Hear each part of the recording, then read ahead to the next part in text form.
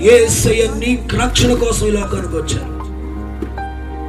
కొంతమంది అనుకుంటారు యేసయ్య వాళ్ళ దేవుడండి, యేసయ్య వీళ్ళ దేవుడండి, యేసయ్య అదిగోండి ఆ బడుగు బలహీన వర్గాలకు చెందిన ఒక దేవుడండి అనుకుంటారు. నోర్మోయ్, యేసయ్య అందరికి ప్రభువే. గట్టిగా చప్పట్లు కొట్టండి. హల్లెలూయా. ఆయన ఏ కులానికి అంటుకట్టకూడదు, ఏ మతానికి అంటుకట్టకూడదు, ఏ దేశానికి అంటుకట్టకూడదు. ఆయన అందరికి ప్రభువు. దేవునికి స్తోత్రం చెప్పండి. హల్లెలూయా. యేసయ్య అందరికి ప్రభు. ఒక కులం కోసమో ఒక వర్గం కోసమో ఆయన రాలేదు.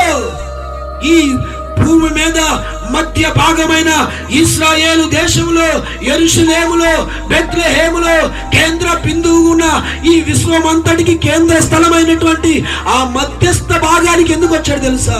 ఒక వర్గానికి